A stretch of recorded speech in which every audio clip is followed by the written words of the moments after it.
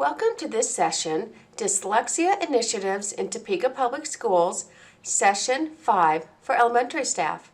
I'm Robin Dixon, Pre-K through 5th grade ELA Social Studies Consulting Teacher, and I will be your presenter for this session. Let's begin by examining our learning intentions and success criteria for this session. Your learning intentions are as follows. Today we are learning to identify the component of phonology, understand the component of sound-symbol relationship, and know the 6 syllable types as a component of structured literacy. You'll know you're successful when you can list and describe the first 3 components of structured literacy and determine how these can be implemented in the classroom.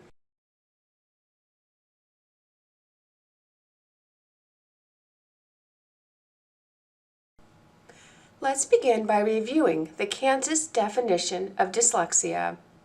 The International Dyslexia Association defines dyslexia as a specific learning disability that is neurobiological in origin. It is characterized by difficulties with accurate and/or fluent word recognition and by poor spelling and decoding abilities. These difficulties typically result from a deficit in the phonological component of language that is often unexpected in relation to other cognitive abilities and the provision of effective classroom instruction.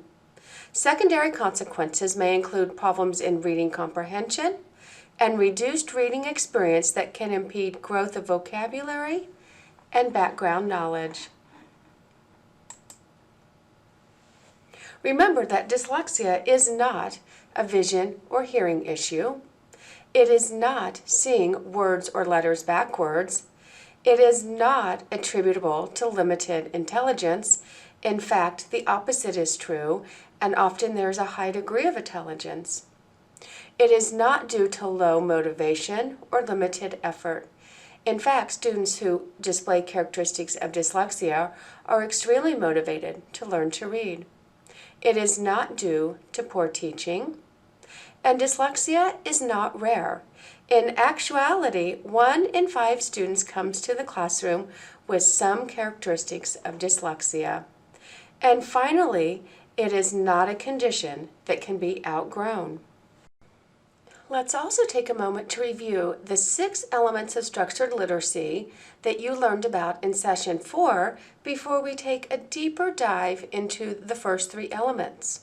On the left-hand side, you will see the 6 elements of structured literacy, which include phonology, sound symbol, syllables, morphology, syntax, and semantics.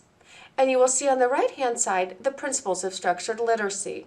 Structured literacy is systematic and cumulative, it is explicit instruction, and it is diagnostic in nature. So it is the interchange between the 6 elements and the 3 principles that drive the instruction for structured literacy. And let's do a brief review of the 3 terminology terms that we are going to use today as we will go deeper into these 3 elements. The first is phonology, and this is the study of sound structures of spoken words. We'll also look deeper at sound symbol, and this is the element where once students have developed phoneme awareness, which is sound awareness, they must learn the alphabetic principle, how to map phonemes to letters, which are called graphemes, and vice versa. And the third element is syllables, which is simply learning to deconstruct words into syllables, which helps readers become more familiar with the English language and increases capacity as decoders and spellers.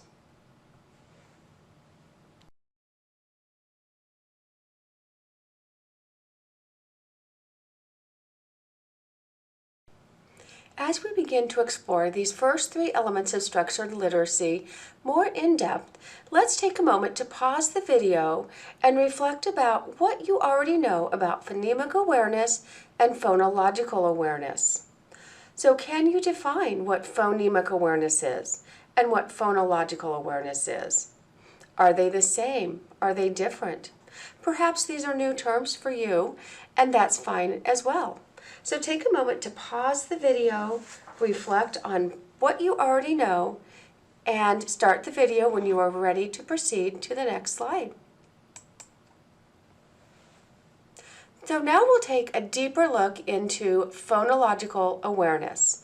Phonological awareness is the umbrella term for auditory language skills. Phonological awareness skills are the very beginning of language understanding and manipulation. And you'll see on the screen that these skills include rhyming, alliteration, sentence formation, syllable blending, segmenting, and other skills as well. Notice that we're taking those sounds and we are going to be manipulating those sounds by removing, isolating, blending sounds together.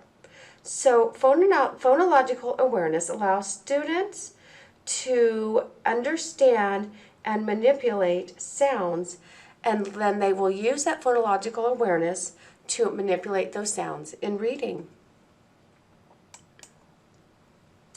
Within phonological and phonemic awareness, there are 4 levels that students will work through. The first is the word level.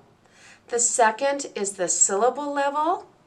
The third is the onset and rhyme, and this is simply rhyming. For example, the rhyme part of cat, bat, hat is the AT.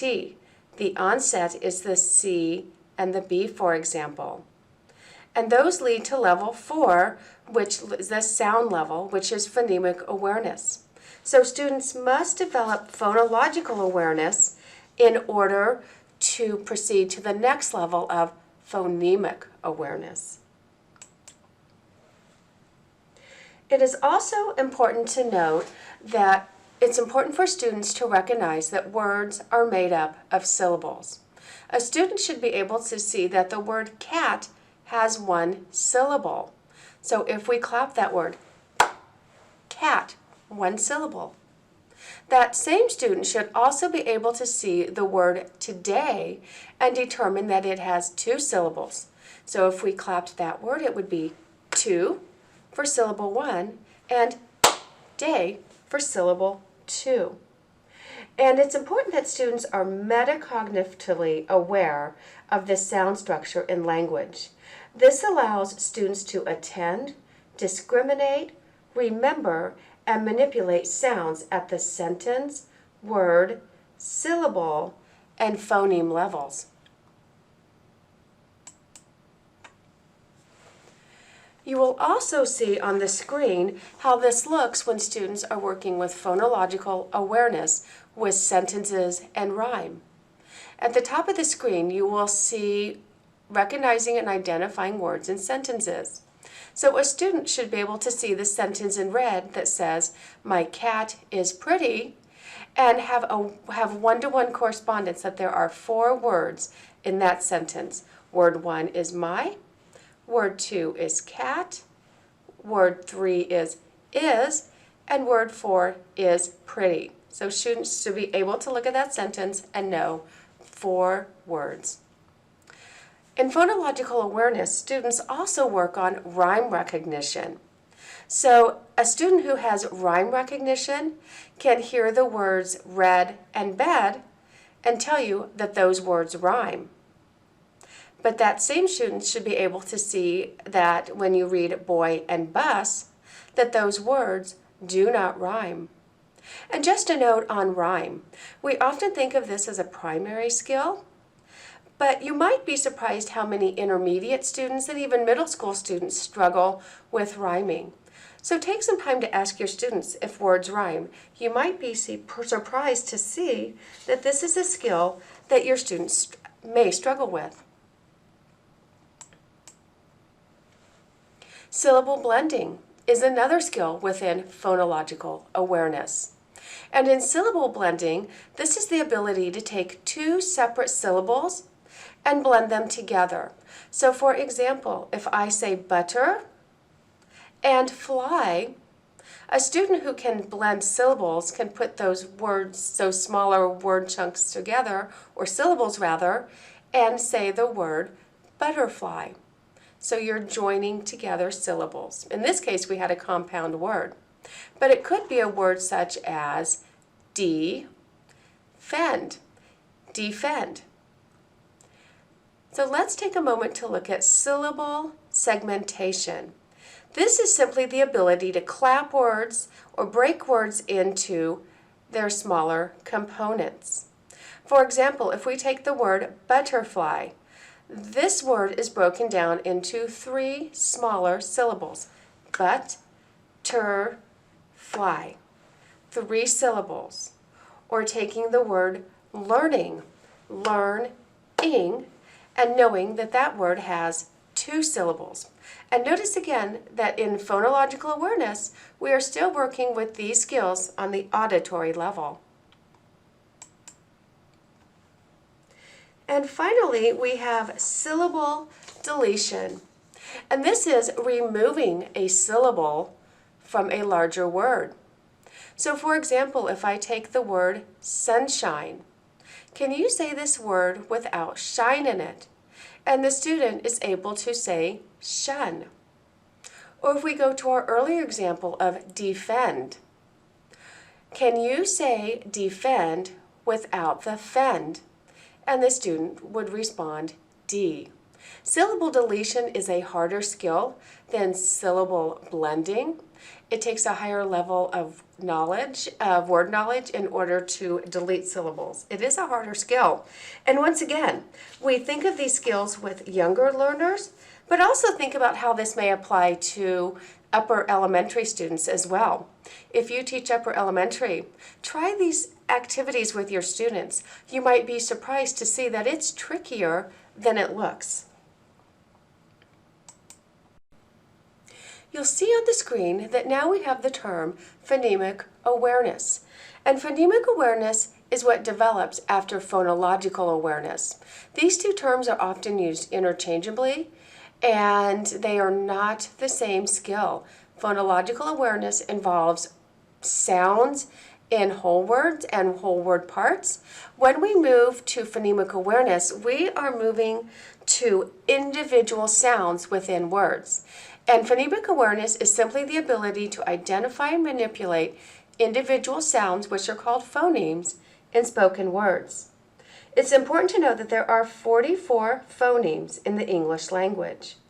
Phonemes combine to form syllables and words.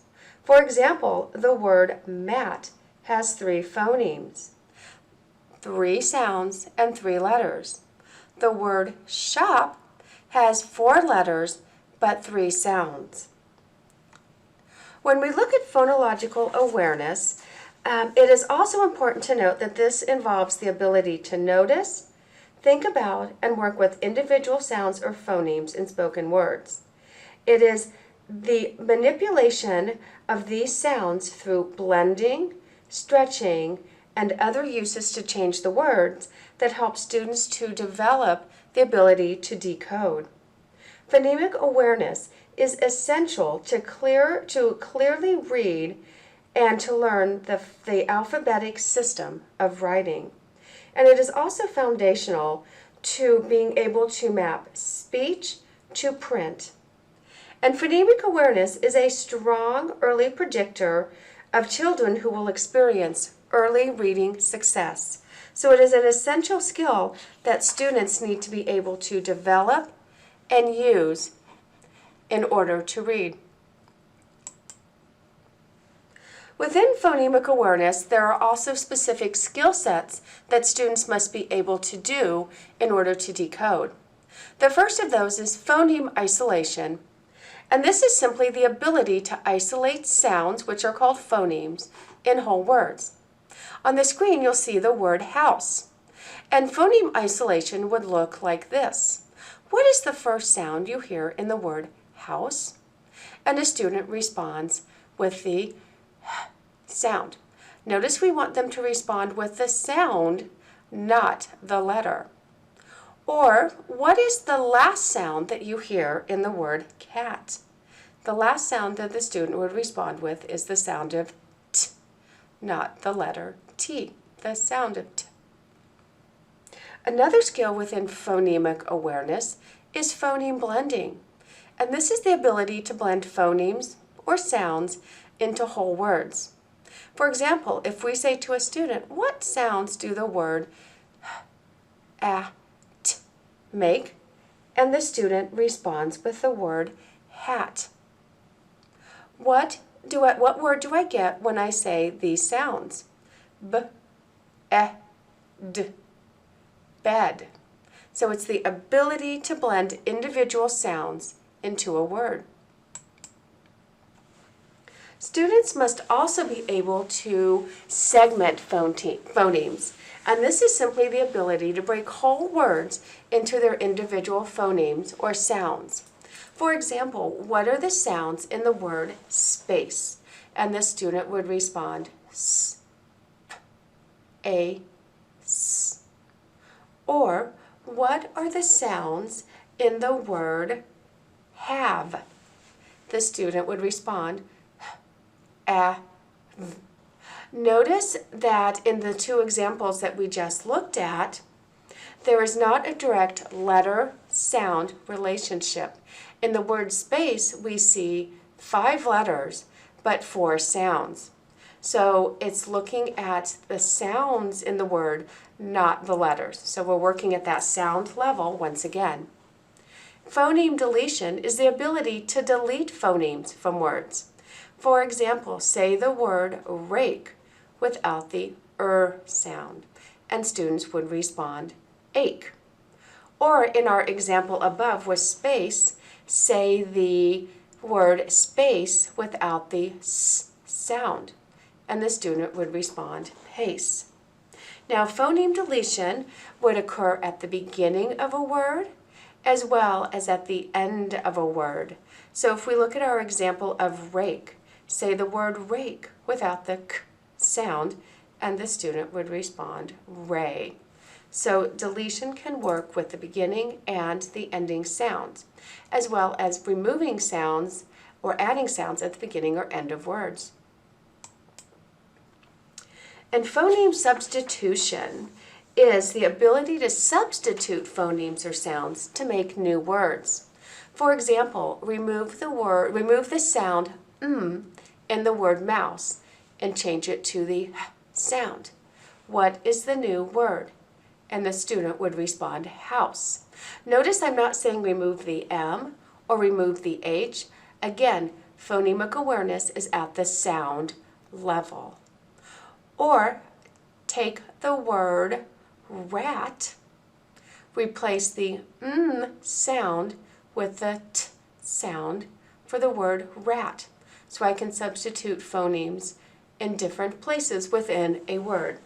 Again, notice that we're working on the sound level. We have not asked students to write letters or write words at all. So again, notice that we have not asked students to write down words. We have not worked with the letters. We are simply working with the sounds at the phonemic awareness level. So students need to be able to develop their phonemic awareness and their phonological awareness. And again, remember that phonological awareness comes before phonemic awareness, and they build upon one another. So it's important that students learn the 44 phonemes within the English language. And it's learning these 44 phonemes that help students to build and learn to read. And in our pre-K through second grade classrooms, students are learning these skills through CR Success, the phonics program in the Topeka Public Schools. This is important for grades 3 through 5 teachers and beyond, because we will need to fill in those gaps where students are missing. So perhaps students are missing some of those phonological or phoneme awareness skills, or they don't know all 44 phonemes. It's important that we teach those and fill them in for students that are missing some of those phonemes, because it will impact their ability to decode multisyllabic words. In grades 3 through 5, this might involve teaching in small, skill-based groups, for example. And once again, we talked about having older elementary students who struggle with these skills. So in those skill-based groups, you could also be teaching phonemic awareness and phonological awareness to upper elementary students. Again, we often think of these skills in the primary grades, but if you're an upper elementary teacher, you might be surprised how many of your students are still struggling with phonemic awareness skills. So take some time to have your students practice segmenting words, syllables within words or sounds within words. Try word chaining with your students for rhyming words or manipulation of words and sounds within words. You might be surprised how many upper elementary students are still struggling with phonemic awareness as well. One final note on phonological and phonemic awareness. It is important to note that students who are at risk for reading difficulties struggle with phonological and phonemic awareness skills, particularly the ability to segment phonemes from whole words. Phoneme segmentation is a key indicator of a student being able to read. And again, phoneme segmentation is the ability to segment individual sounds within words. Science has made it abundantly clear that children who struggle to learn to read struggle with this in the phonological processor of the brain. It is extremely critical and important that we give students strong foundational skills in phonological and phonemic awareness so that they are able to break the code to reading. Most people, even a lot of teachers we've worked with, as you know, will confuse the idea of a letter with the idea of a sound, because we have a problem in English. We have 26 letters and 40 to 44 speech sounds to spell those. So of course you have to use letter combinations to spell some of them. And then we have several spellings for some sounds and several sounds for some spellings. So if we count the number of sounds in shoe, there are 2, sh and oo, even though they're 4 letters. Many adults, if I ask them to tell me the number of sounds in the word 6, will tell me that there are 3. They'll go s, I, x. But the way I count those sounds is s, I, k, s. And the way I would prove that is that sick has 3 sounds, s, I, k. And if you add a s onto the end of sick, you get 6. But it's confusing because we use 3 letters for 4 sounds. That's a revelation to a lot of people, but it's the most critical underlying skill that will help the children learn to read and spell. The video helped to wrap up our deeper look into phonological and phonemic awareness. So take a moment to stop, jot, and reflect. After watching the video, how did that video solidify and how did it help you to really understand what phonological and phonemic awareness comprise? I have also linked the bit.ly for you should you wish to go back and share this with a colleague or review it at a later date. So as you pause and reflect, take some time if you're watching this presentation with a colleague or colleagues to talk about what was new learning for you in this video or in this section of the presentation. If you're watching it alone, write your notes down so that you can share at a later date.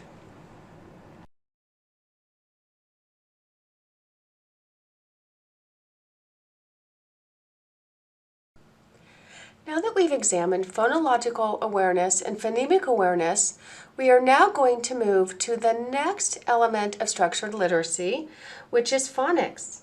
And phonics is making the connection between phonemes and their written symbol, which is called a grapheme. So being able to take sounds and write them. So you'll see how we are moving to the next level. Teaching letter-sound relationships, including sounds for common letter patterns so that a reader can decode words, and teaching of the alphabetic principle, which is the relationship between phonemes and graphemes. And research states that explicit phonics instruction improves a child's reading comprehension. And phonics teaching should be taught in a blending model where there is a gradual release using decodable text. So as we continue to look at phonics, we need to keep in mind that instruction needs to be systematic and explicit. We also need to use direct teaching in a systematic sequence of skills. For example, teaching a digraph before a trigraph. And substantial practice is allowed to practice newly acquired skills. Phonics is a code that can be broken. It should not be a secret in learning how to read. And systematic and explicit phonics instruction significantly improves kindergarten and first grade children's word recognition and spelling. Systematic phonics instruction produces the greatest impact on children's reading achievement when it begins in kindergarten or first grade. Both kindergarten and first grade children who receive systematic phonics instruction are better at reading and spelling words than kindergarten and first grade children who do not receive systematic instruction. Also, this instruction significantly improves children's reading comprehension. It results in better growth in children's ability to comprehend what they read than non-systematic or no phonics instruction. This is not surprising because the ability to read the words in a text accurately and quickly is highly related to successful reading comprehension. In addition, systematic phonics instruction is particularly beneficial for children who are having difficulty learning to read and who are at risk for developing future reading problems. Systematic phonics instruction is significantly more effective than non-systematic or no phonics instruction in helping to prevent reading difficulties among high-risk students and in helping children overcome reading difficulty. In addition, this phonics instruction is most effective when introduced early. It must begin in kindergarten or first grade. To be effective with young learners, systematic instruction must be designed appropriately and taught carefully. It should include teaching letter shapes and names, phonemic awareness, and all major letter sound relationships. It should ensure that all children learn these skills. As instruction proceeds, children should be taught to use this knowledge and to read and write words.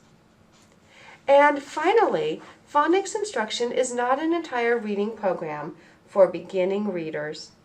Along with phonics instruction, young children should be solidifying their knowledge of the alphabet, engaging in phonemic awareness activities as we saw earlier, and listening to stories and informational text read aloud to them.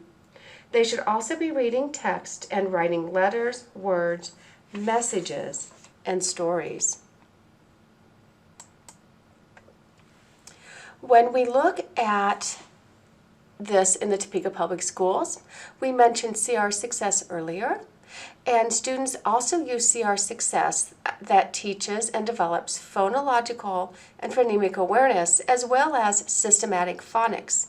It also creates a connection between writing and spelling for our learners in grades pre-K through second grade.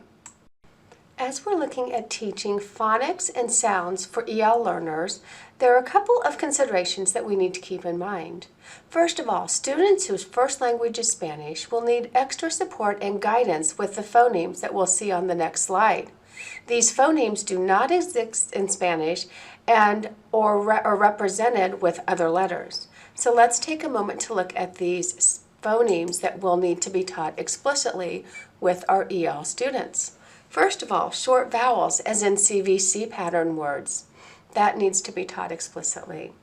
The SH sound, which is in the English language, has 7 spellings that you'll see on the screen. You'll see the SH, the double S's, the TION, for example. So those 7 spellings will need to be taught explicitly for the sh sound.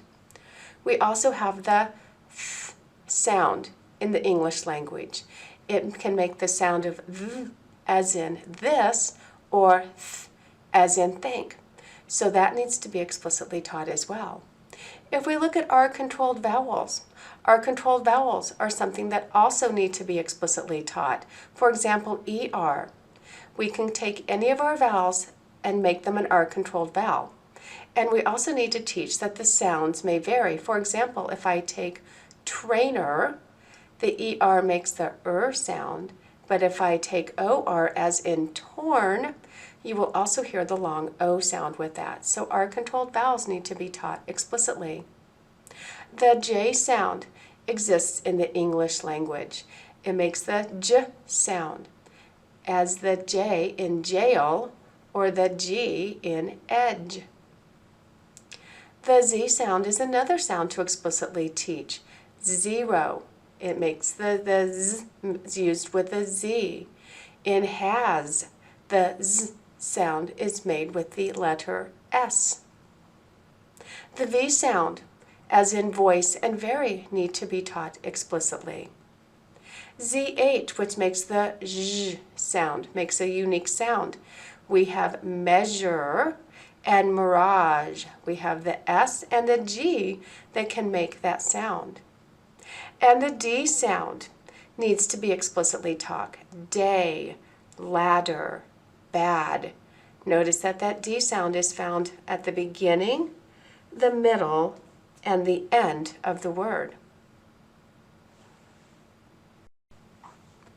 As we come to the end of this section on phonics, please pause the video and take a moment to think about phonics instruction in your classroom. Are you a primary teacher who's teaching CR Success? How has that systematic instruction benefited your students? If you're an intermediate teacher, how can you teach phonics to your students that need explicit instruction? So take a moment to pause the video and reflect on those questions. If you're watching with a colleague or colleagues, take time to share. And if you are watching alone, take time, write that down, and be ready to share that at a later date with your colleagues.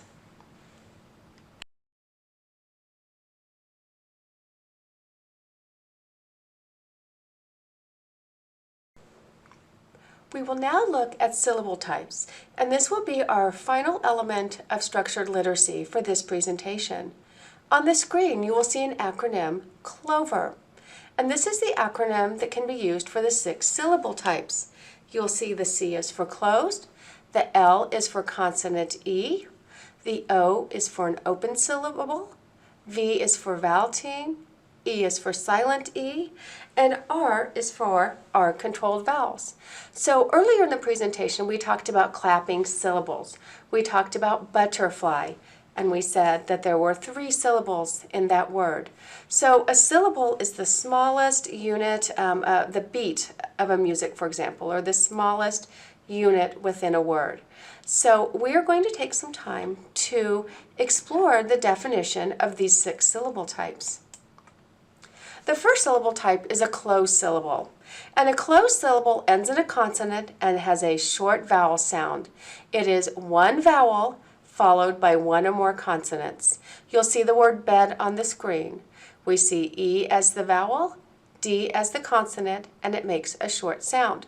We typically think of a closed syllable as a CVC syllable. An open syllable ends in a vowel and has a long vowel sound, as in the first syllable of the word decide. D, you'll hear the long E sound. In the word potato, you will hear 3 syllables, and they are all open syllables. Po has the long A, te has the long A, and toe has the long O. 3 open syllables.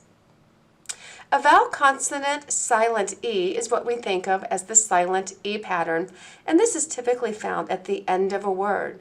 The final E is silent and makes the vowel before it long. If we look at the word tile, we see the I, consonant, silent E.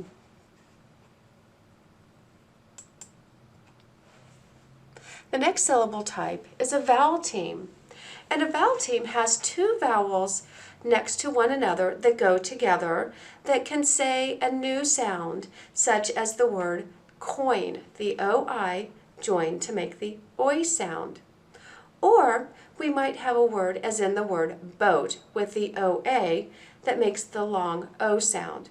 So you might have a new vowel sound, or you might have a long vowel sound within that word. A consonant LE syllable is found in words like handle, puzzle, and middle. You'll see that the syllable has the LE and a consonant. You always have a consonant with the LE. And notice how it makes a bit of a schwa sound, handle. Notice it gets a little lazy at the end. So LE is always combined with a consonant. And our final syllable type is an R-controlled syllable. And this is a vowel followed by the letter R. You can take any of the 5 vowels and place that with the R. And the R controls the vowel and changes the way it is pronounced, as in the word car. Notice that we have a new sound. Sounds like that pirate sound of R. Sometimes the R controls the vowel, as in the word fern. We don't hear that O. But if we take the word torn with the R controlled of OR, we still hear that long O sound.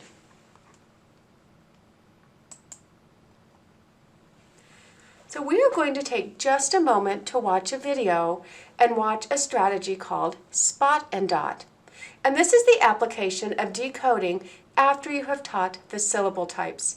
We know that there are many words that involve 2 or more syllables. And what this strategy does is it teaches a student to break a word into its smaller components or syllables, and it also teaches students that every syllable has a vowel, whether we hear that sound or not. So we are going to watch the following video about Spot and Dot. He's kind of bad. Dog Man is? Yeah, at his job. He sure is. He chews the table leg. Oh gosh.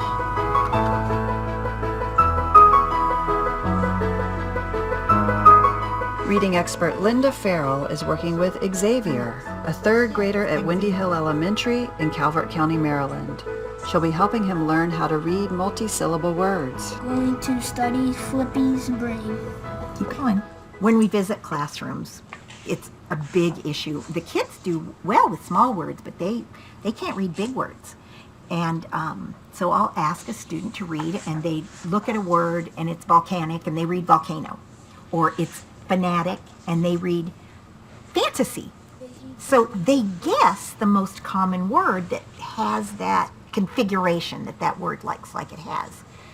What they don't know is how to break a word into syllables so that you're not reading a big word that you have to memorize, but you're just going, oh, there's a little word, a little word, a little word. I'm going to have you read some nonsense words. They all have short vowels.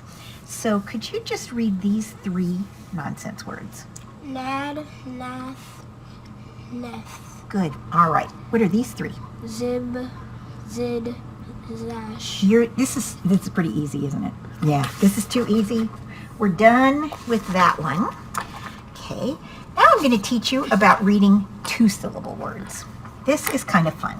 We started with nonsense words with Xavier because often syllables are nonsense words that when you combine them, they become real words. So teaching nonsense words is not an exercise in futility.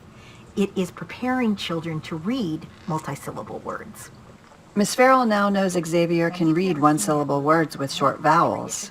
Next, she checks to make sure he knows what a syllable is, because breaking long words into syllables is the key to the strategy she'll be teaching him. And I just remembered something. I have to make sure you know what a syllable is. Okay, so look at me. My name is Linda. It has 2 syllables in it. Linda. Linda. Okay, so what's your name? Xavier. How many syllables in your name? 4. Okay, let's stop them. Xavier.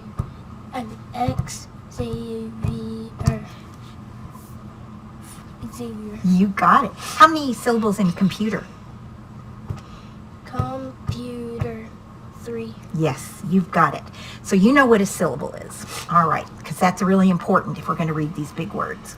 So if I look at this word and I want to know how to read that, the first thing I have to do is figure out how many syllables are in it. And I can do that by figuring out what the vowels are. Do you know what the vowel letters are?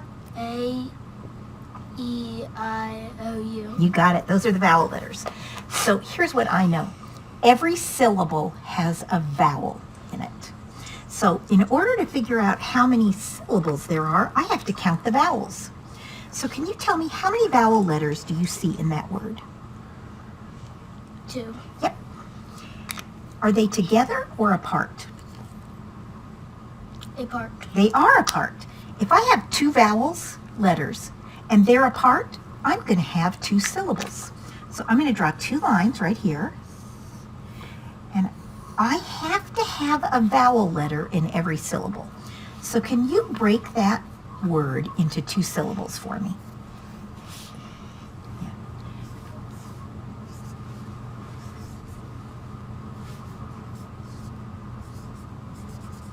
Now this is a nonsense word, so we're going to read it. What's the first syllable?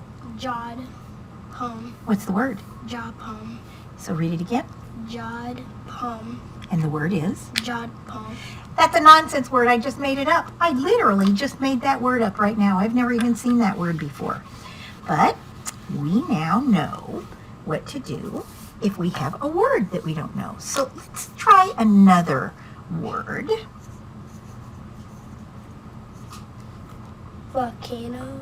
Oh, you got the first 2 syllables. You got the first syllable right. How many vowels do you see? 3. Together or apart? Apart. Okay.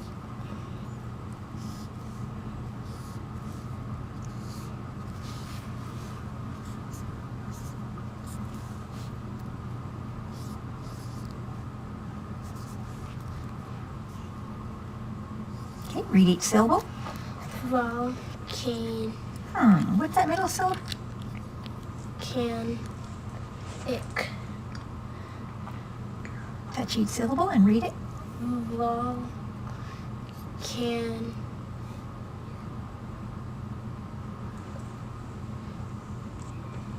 Ick.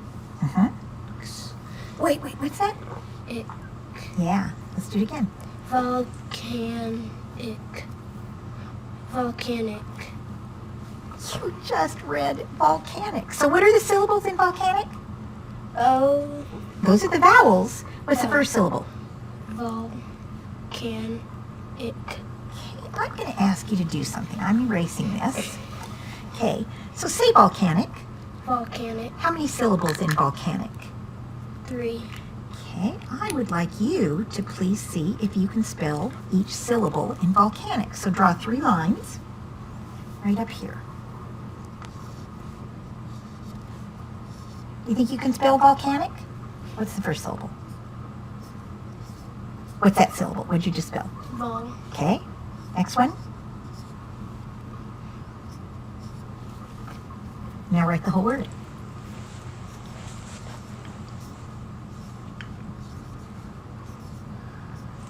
Oh my gosh, you just spelled volcanic. You couldn't even read it, and now you can spell it.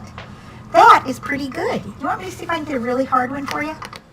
In teaching Xavier word attack skills, it's very important that we choose words with short vowels that have only one vowel all by itself. So you'll see, we're not going to have words with silent E. We're not going to have words with vowel teams. So we need 2 questions that we can ask Xavier that can help him break a big word into syllables so that all it is little small words that he has to put together to read a big word. The 2 questions are, how many vowels do you see? Are they together or apart? And what we teach him is that if you see 3 vowels and they're apart, you're going to have 3 syllables because every syllable has a vowel. And then we teach him to draw a line for each syllable, write each syllable on a line, and then read each little word and then put them together. Let's see if we can try this one.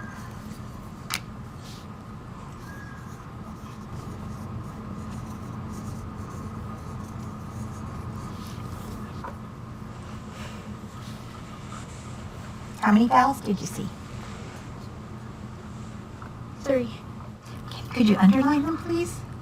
Me 4.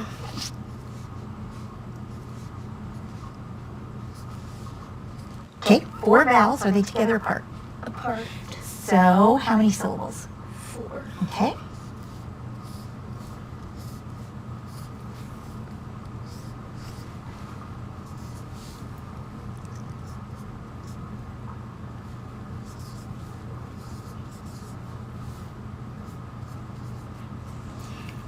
Could you move that N over there?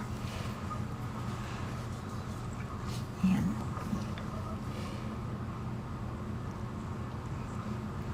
Okay. So read each syllable. Con. Tick.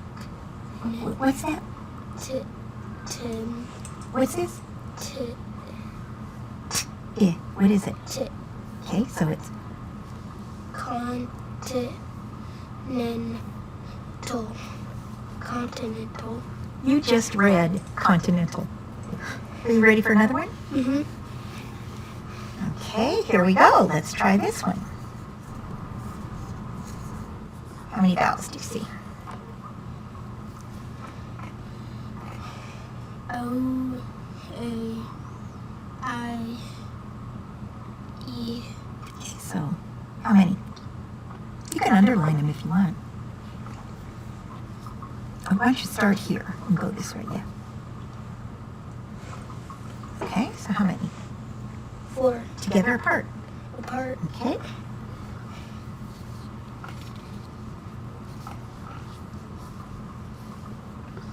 Try to read it without breaking it into syllables. Try it. Accomplishment. What was the word? Accomplishment. It's accomplishment. You are right. As Xavier grasps the strategy, you can see him thinking through the 2 questions. How many vowels? Are the vowels together or apart? And he's able to read big words without writing out the syllables. Wilmington. What's the word? Wilmington. Wilmington. It's the name of the city. Xavier does a great job of learning how to attack a word. After this lesson, he has a strategy to help him break words into syllables and read them. He will need lots of lessons. We start with short vowels, then we move to silent E, then we move to vowel teams. So it's explicit and it's systematic when we're teaching him this. Xavier responded beautifully to reading these long words. We're going to do one more that is